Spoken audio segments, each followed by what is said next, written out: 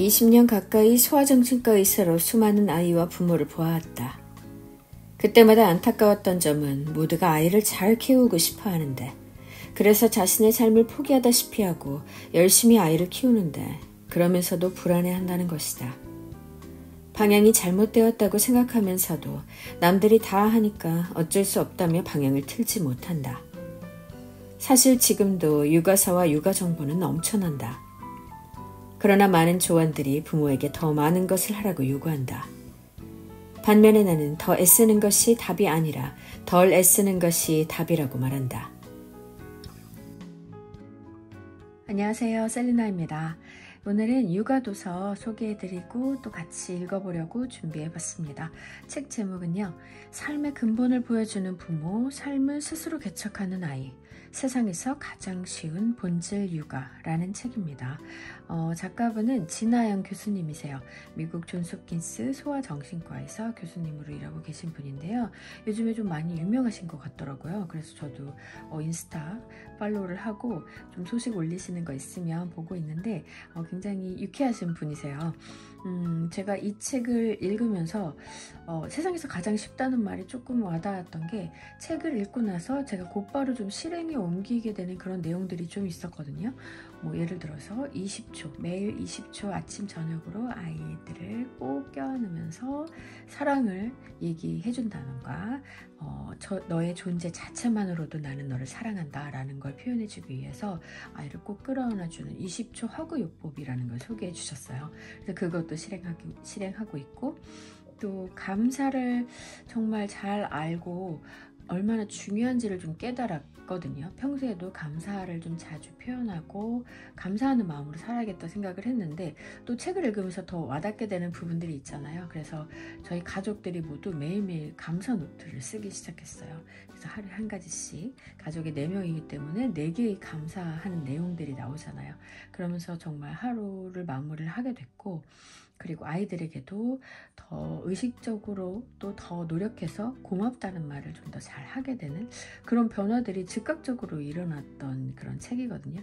그래서 여러분들도 읽으시고 하나하나가 와닿는 거를 넘어서서 내 생활에 바로 적용할 수 있는 그런 정말 현실 육아, 그런 내용들이 될 수 있을 것 같아요. 그래서 너무 재밌게 빨리빨리 읽게 됐고, 또 다시 또 필요한 부분, 다시 찾고 읽고 싶었던 부분들을 또 챙겨서 읽게 되는 그런 책이라는 생각이 들었습니다. 21세기 북스에서 나온 책이고요.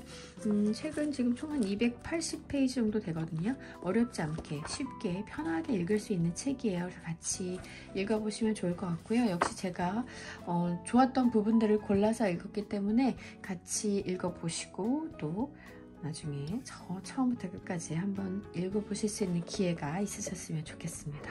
그러면 본질 육아 같이 읽어볼게요. 나는 어떤 삶을 살고 싶은가? 나에 대해 알아가는 데 있어 자존감 다음으로 빼놓을 수 없는 것이 내가 살면서 추구하는 가치를 아는 것이다. 당신의 삶에서 중요한 가치는 무엇인가? 우리가 살면서 잘 들어보지 못한 질문이지만 육아에 들어서기 전에 꼭 생각해봐야 하는 필수 질문이다. 이때 대체 가치라는 게 뭡니까? 라는 의문이 먼저 생기기도 한다. 사전적으로 가치란 인간의 욕구나 관심의 대상 또는 목표가 되는 진선미 같은 것을 통틀어 이르는 말이다. 흔히 거론되는 가치로는 정직, 진실, 성실, 책임감, 기여, 배려, 공감, 성장 같은 개념들이 있다. 아주 작은 습관의 힘의 저자이자 미국의 권위 있는 자기계발 전문가인 제임스 클리어가 제시하는 가치 리스트는 다음과 같다. 이 가치 리스트에서 자신이 중요하게 생각하고 추구하는 것에 동그라미를 쳐보자. 우선순위도 매겨보자. 예를 들어 삶을 살면서 나를 가이드해줬던 가치라든가, 내가 별로 중요하게 생각하지 않는 가치라든가, 여기서 가장 중요한 4-5가지가 내가 추구하는 핵심 가치라고 할 수 있다. 부모의 근본적 역할 중 하나는 아이들에게 삶을 살아가는 데 등대 같은 기준이 되어줄 가치를 가르쳐주는 것이다. 그러나 그 전에 부모 자신의 가치부터 바로 세워야 한다. 내 아이에게 가르치고 싶은 가치를 부모가 먼저 가지고 추구해야 한다. 부모의 삶에서 묻어나는 중요한 가치는 아이에게 그대로 전달되기 때문이다. 예를 들어 나는 책임감을 정말 중요하게 생각해. 그리고 신뢰성이 중요하지. 우리 아이는 맡은 일을 잘 해내는 믿을 수 있는 사람이 되었으면 좋겠어 라고 생각한다면 부모 자신이 먼저 책임감과 신뢰를 우선순위에 두고 그것을 자신의 삶에서도 추구해야 한다. 자신은 그 가치를 무시하는 언행을 보이면서 아이를 가르치는 것은 모순일 뿐더러 가르침이 잘 전달될 수도 없기 때문이다. 다음으로 자신을 알아가는 과정에서 필요한 것이 자신의 장점을 아는 것이다. 미국에 있다가 한국에 오면 제일 크게 느끼는 차이는 타인의 잦은 지적이다. 옷은 왜 그러냐, 머리는 크게 뭐니, 살이 왜 이렇게 쪘니, 피부가 왜 그 모양이냐, 더 늙어 보인다. 한국 사람들은 이렇게 외모에서 시작해서 다른 영역에 대해서도 쉽게 지적한다. 그래서일까? 우리 사회에서 당신의 단점이 뭡니까? 라고 물으면 많은 사람이 막힘없이 술술 답한다. 나는 키가 작다. 공부를 이 정도밖에 못한다. 우리 집안이 흙수저다. 반대로 당신의 장점이 뭡니까? 라고 물으면 말문이 딱 막힌다. 자신의 강점과 장점을 생각해보고 종이에 적어보라. 단점은 묻지 않겠다. 다들 너무 잘 알고 있기 때문이다. 이것 때문에 나는 부족해라고만 말하는 것이 아니라 나의 이런 점은 참 좋은 부분이고 나의 강점이야 라고 말할 수 있어야 한다. 난 장점이 없어요. 정말 잘하는 게 하나도 없어요. 이렇게 말하는 사람은 잘못 인식하고 있는 것이다. 우리는 모두 장단점을 가지고 있다. 그런데 단점은 말할 수 있으면서 왜 장점은 모르겠을까? 우리 부모가, 우리 교사들이, 우리 사회가 우리의 장점을 칭찬하기보다 단점을 지적하는 경우가 많았고 우리 자신도 그런 환경에 익숙해졌기 때문이다. 단점을 지적하는 환경에 익숙해진 부모가 과연 자녀의 장점을 찾아낼 수 있을까? 자기 자신의 장점도 못 찾는데 말이다. 자신이 들어본 적 없는 칭찬을 자녀에게 해주기가 힘들 것이다. 나는 이 정도면 참 괜찮은 사람이야 라는 생각을 가진 부모라야 아이들한테도 그런 마음을 심어줄 수 있다.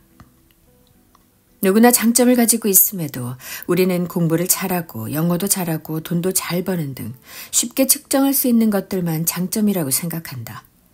그래서 장점이 하나도 없다고 느낀다. 장점에는 쉽게 눈에 띄지 않는 것들도 많다. 대인관계가 좋을 수도 있고 공감력이 클 수도 있고 노래를 잘할 수도 있고 운동신경이 뛰어날 수도 있고 남을 잘 도와주는 사람일 수도 있다. 인간의 장점은 어쩌면 세상 사람의 수만큼이나 많을 것이다. 그래도 잘 모르겠다면 자신을 잘 아는 가족이나 친구한테 물어볼 수도 있다. 내 장점이 뭐야? 나는 뭘 잘하는 것 같아? 라고 물어보자. 자기 자신의 장점을 찾고 스스로 칭찬도 해주자. 그런 다음에야 소중한 우리 아이의 숨겨진 장점도 보이기 시작한다. 아이가 자신의 배를 띄울 때까지. 자기를 돌아보는 시간을 가졌다면 이제 아이를 들여다볼 차례다. 육아하는 기간이 짧다고 생각하는 사람은 거의 없을 것이다. 육아의 길은 길고도 길다. 그 긴 여정을 갈 때 제일 먼저 해야 하는 게 뭘까? 일단 목적지가 정확하게 어디인지를 알아야 한다. 육아라는 수십 년의 길을 가면서 목적지를 모르고 가면 실컷 키워놓고 여기가 아닌가 봐 하는 사태가 발생한다. 얼마나 억울하고 허망하겠는가. 그럼 육아의 최종 목적지는 무엇인가? 그건 바로 다음의 질문이다. 내 아이를 어떤 성인으로 키우고 싶은가? 많은 부모가 한 번쯤 생각해 봤을 것이다. 부모들 말을 들어보면 아이가 행복한 사람이 되었으면 좋겠다는 바람을 많이 말한다. 그 다음에 자기 앞가림 잘하는 사람, 돈 잘 버는 사람, 성공한 사람 등 다양한 이야기가 나온다. 부모마다 다양한 바람이 있을 수 있겠지만 소아정신과 의사로서 아이의 발달과 성장을 고려했을 때 이 질문에는 정답이 있다. 우리가 자녀를 키우는 궁극적인 목적은 자녀가 주도적이고 독립적인 성인으로 자라게 하는 것이다. 한마디로 말하면 자립이다. 그럼 행복은 어떻게 얻는가? 그건 아이가 찾아가는 것이다. 부모가 아이를 행복하게 만들어주는 게 아니다. 돈은 어떻게 얻는가? 그것도 아이가 버는 것이다. 자기 삶을 잘 개척하는 것, 그것도 아이가 해야 할 일이다. 부모가 해야 할 일은 아이가 독립적이고 주도적인 사람이 되도록 키우는 것일 뿐 이것을 명심해야 한다. 인생을 항해에 흔히 비유한다. 우리 삶은 한 사람 한 사람이 자기 배의 선장이 되어 망망대해를 항해해 나가는 것과 같다. 내 배의 선장은 남편도 아니고 우리 부모도 아니고 우리 아이도 아니다. 아이를 낳았다면 그 아이들이 내 배에서 큰다. 내가 젖 먹이고 밥 먹여 키운다. 그러나 언제까지고 내 배에 계속 태우고 살 수는 없다. 그렇다고 아이가 자라서 내 배에 계속 붙어서 나한테 뭘 주는 것도 옳지 않다. 성인이 되면 아이 자신의 배를 띄워야 한다. 그리고 아이가 그 배의 선장이 되어야 한다. 나는 아이들이랑 정말 끈끈한 관계를 갖고 싶어요. 이런 생각으로 애들을 낳아서 자녀의 배들을 줄줄이 내 배 옆에 달아놓으면 어떻게 될까? 서로 부딪힌다. 아이들이 자기 갈 길을 못 가고 부모도 아이도 헤매게 된다. 아이가 스스로 배를 띄어 제 길로 항해해 나가지 못하고 부모 길을 계속 따라가려고 한다거나 성인이 되었는데도 독립적이지 못하고 의존적이라면 육아의 최종 목적지에 다다르지 못한 것이다. 인정하고 싶지 않겠지만 실패한 육아라 할 수 있다. 물론 발달 단계에 따라 부모가 할 일이 있지만 궁극적으로 아이가 성인이 되었을 때 자기 배를 띄어 잘 항해하게 된다면 부모는 육아에 성공한 것이다. 따라서 육아에 있어 어떤 판단을 할 때든 이게 이 아이가 궁극적으로 자립해서 나아가는 데 도움이 되는가 아닌가 라는 질문을 던져봐야 한다. 사랑과 인정의 메시지 20초 허그요법. 조건 없는 사랑과 절대적 존재 가치를 전하는 정말 쉬운 방법이 있다. 20초 허그요법이다. 아이를 20초 동안 안아주어라. 대다수의 아이들이 무척 행복해하고 좋아한다. 포옹을 불편해하는 아이라면 억지로 하는 것은 권하지 않는다.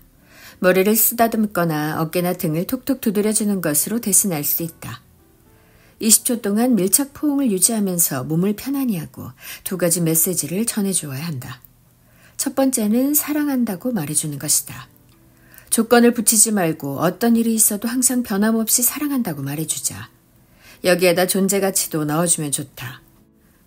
존재 자체만으로 보석 같고 별처럼 존귀하다는 다음과 같은 표현도 좋다. 우리 보석 같은 딸, 우리 별 같은 아들 정말 사랑해. 두 번째는 인정의 메시지다. 인정이란 감정적인 것이든 육체적인 것이든 네가 그 자리에서 나름 수고하고 있다는 걸 안다는 뜻이다. 인정에서 더 나가면 고맙다가 된다. 배달원에게도 식당 종업원에게도 고맙다고 말하지 않는가. 그들의 애씀을 인정한다는 뜻이다. 아이에게 사랑한다는 말은 꽤 하지만 너의 수고가 고맙다는 말은 거의 하지 않는다. 아이들이 제멋대로 구는 것 같이 보일 수 있지만 그들 입장에서는 나름 노력하고 있는 것이고 꽤 수고하고 있는 것이다. 심부름을 해준 아이에게 고맙다는 말을 하지 않는 부모가 많다. 잘했다는 말도 괜찮지만 도와주어서 고맙다도 중요하다. 아이들의 수고를 인정하는 표현으로는 다음과 같은 것이 있다. 동생이 많이 귀찮게 했는데 그래도 오늘 잘 지내줘서 고마워. 오늘 등원하기 싫었는데도 잘 다녀와줘서 참 대견해. 고마워. 아이들의 노력과 수고를 인정하고 고마워해주는 말, 이만큼 아이들 스스로 뿌듯하게 해주는 말도 없다. 물론 아이와 갈등이 있을 때도 있을 것이고 아이가 실수하거나 잘못을 할 때도 있을 것이다. 훈육을 할 건 해야 한다. 하지만 그것과 상관없이 아침과 저녁, 하루를 시작하고 정리할 때는 조건 없는 절대적 사랑을 이야기해 주길 바란다. 아이가 한 일의 결과가 좋지 않았어도 잠자리에 들기 전에는 쉽지 않았지만 내 나름대로 노력해줘서 고맙다 라고 얘기해주자.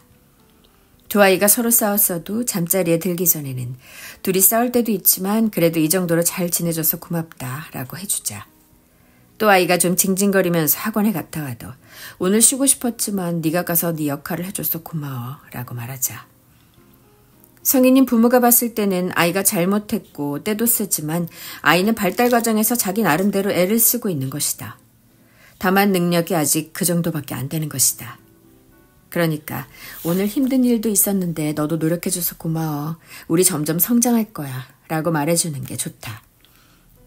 그런 말이 생각 안 나면 지어내느라 스트레스 받을 필요 없다. 그냥 엄마 딸로 와줘서 고마워. 오늘 하루 건강하게 살아줘서 고마워 라고만 해줘도 충분하다. 칭찬할 때는 결과가 아닌 과정을 칭찬해야 한다는 점을 주의한다. 시험에서 아이가 100점을 맞았다면 100점 맞아줘서 고마워 라고 말하는 것은 권장하지 않는다. 네가 참 열심히 했구나. 열심히 해줘서 정말 고마워 라고 말해주자. 100점 맞은 것에 대해 고맙다고 말한다면 다음에 100점을 못 받은 경우 아이는 자신이 잘못한 것처럼 느끼거나 완벽한 점수 때문에 인정받았다고 이해할 수 있다. 무엇보다 아이들의 절대적 존재 가치를 최고로 표현해주는 말은 단연 이것이다. 리나가 엄마 딸이어서 너무 감사해. 저희가 이렇게 혜성같이 나한테 와줘서 고마워. 이처럼 아이들의 탄생과 존재 자체의 고마움을 표현해주면 아이들의 마음은 부모의 사랑과 인정으로 풍성해진다. 성인이 될 때까지도 가슴에 깊이 새겨지는 애틋하고 따뜻한 메시지가 된다. 나는 간절한 마음으로 몇 년에 걸쳐 어려운 난임 치료를 했음에도 아이를 갖는 축복을 받지는 못했다. 그러니 아이들이 부모에게 와주었다는 것만으로도 헤아릴 수 없는 복이고 감사할 일임은 분명하다. 20초 허그와 함께 사랑한다는 말, 고맙다는 말을 기억하자. 20초 허그 요법은 배우자한테도 통한다. 우리 남편은 우리를 위해 열심히 일해줘서 고맙다는 부분을 특히 좋아한다. 어른 입장에서도 이런 말을 들어서 안 좋아하는 사람은 없다. 사랑과 인정은 인간이 관계에서 정서적으로 받고 싶어하는 가장 큰 필요이자 욕구이기 때문이다. 그러니 부모로서 자녀에게 꼭 심어줘야 할 것임은 두말할 필요가 없다. 처음에는 어색할 수 있지만 습관이 되면 아무것도 아니다. 아이가 조금 커서 끌어안는 걸 꺼려한다면 어깨나 등을 쓰다듬어 주거나 토닥이는 것도 괜찮다. 문자나 쪽지 같은 것도 아주 좋다. 이 말을 듣고 자란 아이는 자존감이 단단해지고 쉽게 흔들리지 않는 내면의 힘이 생긴다. 부모와의 애착관계도 강해지는 것은 물론이다. 이렇게 20초 허그 요법을 아침 저녁으로 해주면 좋다. 아이가 셋이라도 이걸 하는데 1분밖에 안 걸린다. 시간도 별로 들지 않고 돈도 안 드는 이 의식이 아이들의 정서 안정과 발달 그리고 자존감에 얼마나 큰 도움이 되는지 그 효과를 보면 그야말로 가성비 최고의 요법이다. 부모라면 꼭 이런 의식을 가족의 루틴으로 해보기를 바란다. 이것만 잘해줘도 밥짓기 요법의 물, 사랑과 보호를 잘하고 있는 것이다. 다른 작은 이슈들은 크게 걱정하지 않아도 된다. 혹 가정 밖에서 무시당하는 말이나 존중받지 못한 일을 겪었다 해도 잠시 속상해할 망정 자신의 절대적 존재 가치를 잊지 않을 것이다. 독서가 놀이가 되게 하라. 평생 스스로 공부하는 아이로 키우고 싶다면 강조하고 싶은 게 하나 있다. 독서가 재미있게 만들어줘야 한다는 것이다. 책을 읽는 것이 가장 효과적인 공부 방법이라는 것은 누구나 알고 있으며 모든 부모가 아이가 책과 친해지길 바란다.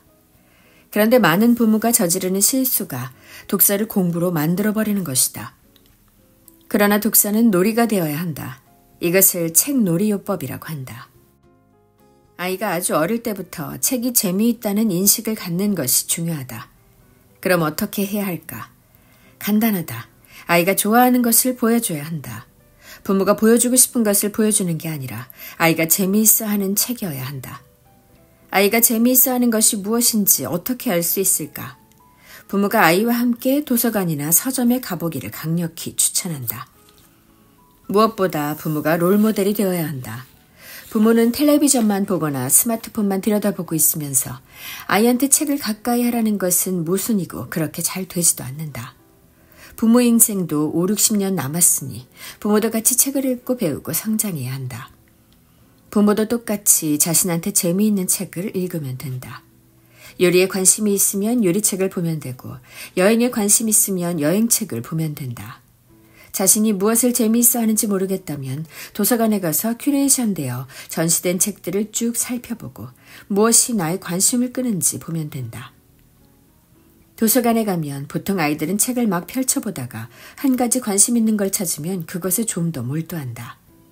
도서관에 데리고만 가면 부모 노력이 별로 필요가 없다. 아이가 어떤 책에 집중하면 무슨 책인지 물어보고 관심을 가져주고 경청해주면 된다. 아이가 두세 장 보다가 치우고 다음 책으로 넘어갈 수도 있다. 그것도 괜찮다. 자기 흥미를 찾아가는 과정이다. 서점도 마찬가지다. 아이들 어린이책 코너에 데려가는 것이다. 그러면 아이들이 이것저것 들추면서 자신에게 더 흥미로운 책을 찾을 것이다. 얼마나 쉬운가. 시간을 조금만 내면 할 수 있는 일이다. 그 다음에 추천하는 게 잠자리 루틴이다. 이게 서양에서는 매우 흔하다. 우리나라 정도의 교육 수준과 생활 수준을 갖춘 서양의 나라에서는 대부분 잠자리 루틴이 책 읽어주기로 끝난다. 자기 전에 책을 보여주라고 하면 책을 많이 사야 한다고 생각하는데 꼭 그럴 필요도 없다. 도서관에서 아이가 어떤 책에 관심을 보였다면 그것을 일주일 정도 빌린다. 오히려 집에 책이 항상 잔뜩 있으면 흥미를 별로 못 느낄 수도 있다. 도서관에 가서 책 5권만 딱 빌려왔고 그것을 일주일만 가지고 있을 수 있다면 더 관심을 갖고 볼 수 있다. 너무 많은 규칙으로 아이를 압박하는 것은 문제지만 적절한 생활 루틴이 있는 것은 건강하다. 더군다나 좋은 습관은 인생을 바꾼다고 하지 않는가. 아이가 어릴 때부터 좋은 루틴을 만들어주면 좋다. 특히 수면 루틴은 몸뿐 아니라 정신도 건강하게 한다. 잠자리에 들기 전에 아이와 같이 누워도 되고 침대 옆에 앉아도 된다. 아이가 좋아하는 책을 스스로 골라서 갖고 오게 해서 같이 본다. 아이가 아직 어리면 그림만 보고 부모가 읽어주면 된다.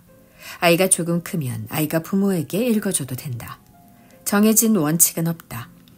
다만 아이가 안 자고 계속 책을 보려고 할 수도 있으므로 시간은 어느 정도 정해놓는 게 좋다. 이렇게 함께 책을 읽는 시간은 사랑의 시간이고 재미의 시간이라는 인상을 심어주는 것이 중요하다. 앞에서 말했듯이 뭔가를 배우는 시간이라는 부담을 얹지 말기를 바란다. 잘못 읽는 것을 하나하나 다 고쳐주는 것보다는 편안하게 읽으면서 전체적 스토리를 아는 것이 더 낫다. 미국 친구들과 이야기해보면 어린 시절 잠자리에서 부모와 책을 읽던 것을 아주 따뜻한 기억으로 간직하고 있다.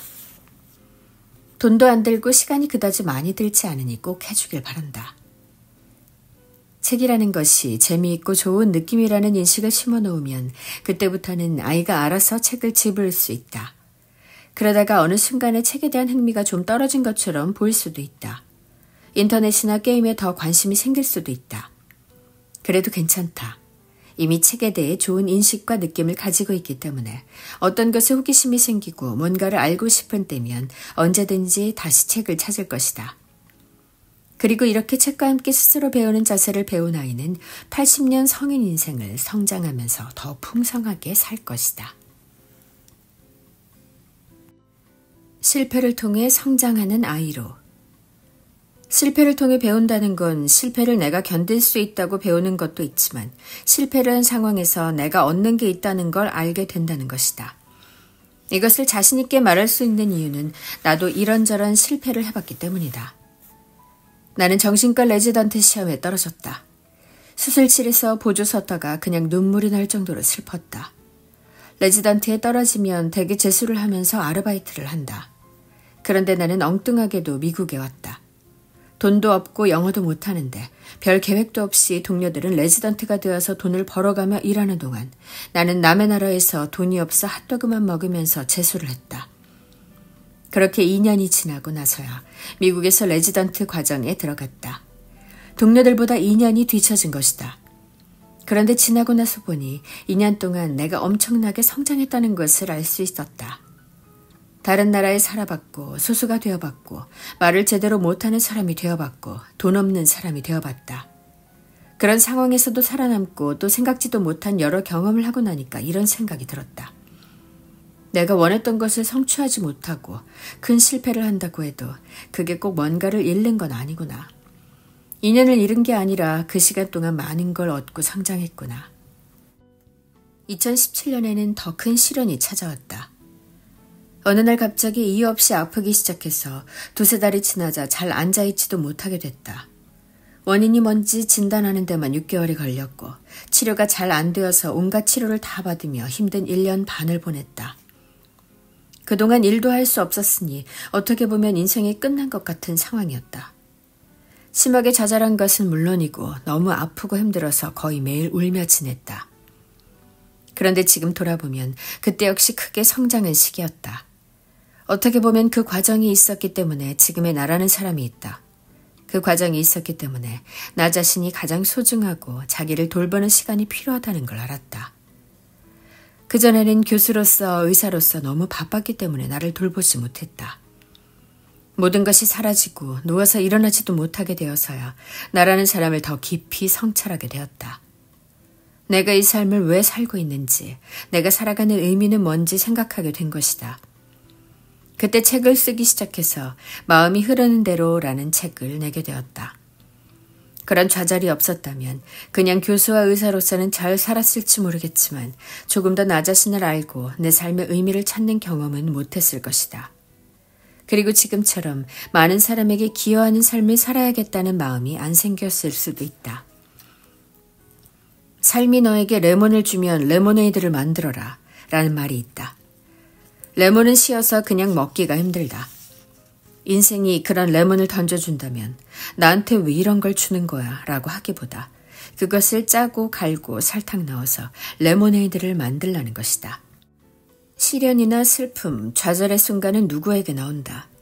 회복 탄력성이 있는 사람은 그 어떤 일이 있어도 주저하지 않는다. 오히려 시련을 기회로 삼아 더 성장한다. 그런 아이를 기르고 싶다면 어릴 때부터 잘 가르쳐주자. 말로 가르쳐줄 수 있지만 부모가 몸소 보여주는 것이 최고의 가르침이다. 나의 부모님은 고등학교도 졸업하지 않았고 돈도 없었다. 봉제 공장도 해보고 장사도 해봤지만 항상 실패했다. 그래도 실패하고 남은 물건을 길거리에서라도 다시 팔았다. 절대 그대로 쓰러져 있지 않았다. 그런 부모님을 보고 나도 배운 게 많다. 좌절해서 쓰러져 있기보다는 일어나서 뭐라도 하는 자세가 중요하다는 생각이 내 머릿속에 깊이 박혔다. 부모의 영향이 이처럼 크다. 부모가 이런 자세를 보여주면 아이는 그걸 흡수한다. 실패해서 다 망했다고 생각하는 사람은 크게 성장하기 힘들다. 정신과 의사로서 나는 생각이 이끄는 방향과 힘이 굉장히 크다는 걸 안다. 한 번의 실패로 인생이 망했다고 생각하는 사람은 주변에 레모네이드 만들 재료가 다 있어도 못 본다. 신 레몬으로 레모네이드를 만들 수 있다고 생각하는 사람에게만 설탕이 보인다. 아이한테 숨어있는 설탕을 볼 수 있는 시각을 심어주자. 뜻이 있는 곳에 길이 있다고 내가 보기 시작하면 보이는 게 길이다. 성공하는 사람들의 감사 습관. 성공한 사람들, 크게 이루고 많은 사람들에게 좋은 영향을 미치는 사람들 중에 감사를 습관화하지 않는 사람은 드물다. 세상에는 크게 두 종류의 사람들이 있다. 한 부류는 내가 이만큼 이룬 것은 많은 사람들이 도와준 덕분이라고 생각하는 사람이다. 다른 부류는 내 주위에 다 이상한 사람들밖에 없는데 내가 잘 살아남았다. 내가 남놀 때 열심히 일해서 여기까지 왔다고 생각하는 사람이다. 전자는 자신에게 주어진 복과 다른 사람들의 기여로 자신이 성공했다고 생각하기 때문에 감사함은 물론이고 자신도 다른 사람에게 기여해야 한다고 생각한다. 그래서 더 발전하게 된다. 반면 후자는 자기가 애써서 이룬 것을 지키려고만 한다. 그러다가 더 크게 성장할 기회가 잘 주어지지 않거나 가진 것조차 잃기도 한다. 우리 아이는 전자와 같이 키워야 한다. 세상에서 혼자 성장하고 혼자 잘 되는 사람은 없다는 것을 가르치자. 직접적으로든 간접적으로든 우리는 누구나 다른 사람의 영향을 받고 도움을 받는다. 감사할 줄 모르는 아이는 자신한테 주어진 것이 당연하다고 생각한다. 그러면 남과 똑같이 가져도 그것의 가치가 더 적다고 여긴다. 부모가 나를 사랑해주고 안락한 가정이 있는 것도 당연하다고 생각한다. 뿐만 아니라 자신에게 부족한 부분에 더 집중하며 왜 그것은 주어지지 않았냐고 불평하게 된다. 오프라 윈프리, 빌 클린턴, 리처드 브랜슨, 팀 페리스 같은 소위 성공했다는 사람들은 거의 다 감사 명상을 하거나 감사 일기를 쓴다. 서양에서는 감사의 힘이 일찍부터 연구되고 알려져 있다. 특히 유명 인사는 개인 코치가 있어 감사하는 법을 가르치고 지도하는 경우도 많다. 그 방법이 그리 어려운 게 아니다. 지금부터 우리도 해보자. 아이들은 다 다른 것이 당연하다.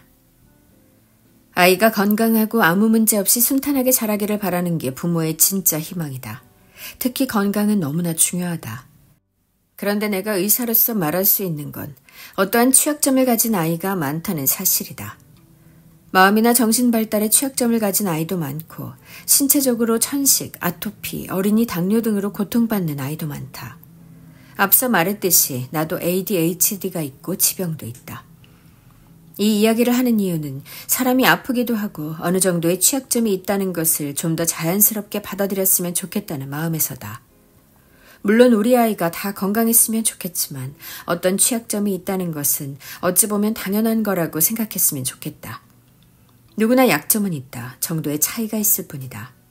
신경 다양성이라는 말이 있다.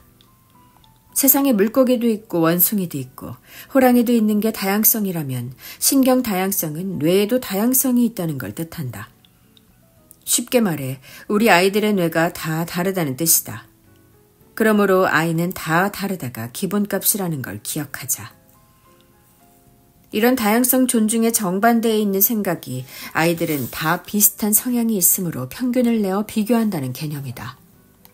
아이들을 평균이라는 잣대로 재단하는 것, 그리고 평균은 해야지, 반에서 중간은 해야지라는 말은 이제 그만해야 한다. 아이들이 다 다른데 평균이 어디 있는가? 아이들을 성적으로 줄 세우면 평균이 있겠지만 이렇게 획일적인 잣대로 인간을 줄 세운다는 생각 자체가 옳지 않고 이제는 없어져야 할 개념이다. 다양한 사람들 사이에서 평균은 의미가 없는 것이다.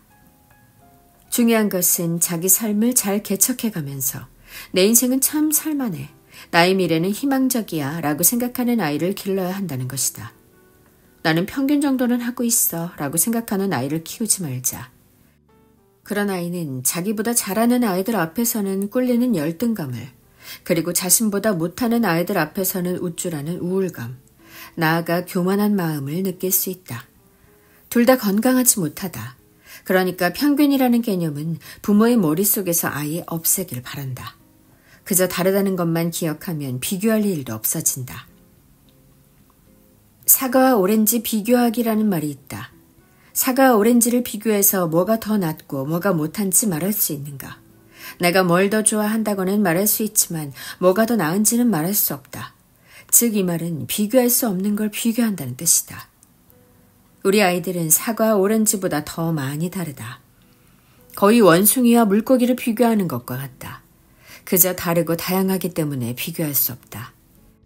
다양성을 존중하지 않고 한 줄로 줄 세우면 열등감이 자란다. 여러분은 아이에게 열등감을 키워주는 부모가 되고 싶은가? 그런 부모는 아무도 없을 것이다. 그러니 우리 아이에게 어떤 취약점이 있더라도 우리 애 이제 어떡하지? 인생을 어떻게 살아가지? 라며 너무 걱정한 나머지 아이의 장점과 강점을 간과하면 안 된다. 이런 아이들을 나는 오히려 특별한 아이라고 부른다. 틀리다가 아니고 다르다는 것을 명심하길 바란다. 네, 여기까지 같이 읽어봤습니다. 아쉬운 분들 있으실까요? 더 많이 궁금하다는 생각 드시는 분들 분명히 있으실 거라는 생각이 듭니다. 꼭 한번 읽어보시고요. 육아를 하면서 힘든 순간들이 사실 정말 많아요. 아이들하고 트러블도 있고 저희 아이들은 이제 조금 아기보다는 이제 초등학생으로 올라가는 두 아이가 있기 때문에 이제 1학년, 4학년이 되거든요. 그래서 뭔가 더 현실적으로 아이들하고 부딪히는 부분이 많이 있는 것 같더라고요. 그런데 이 책을 보면서 제 마음도 조금 더 좀 진정하고 좀 더 많은 생각을 하게 되고 새로운 다짐을 할 수 있는 그런 좋은 도서였다는 생각이 들었습니다. 네, 그러면 오늘 책 여기까지 소개해 드렸고요. 한번 꼭 읽어보세요. 다음에 또 더 좋은 책 가지고 더 재미있는 책 가지고 찾아오겠습니다. 감사합니다. 안녕.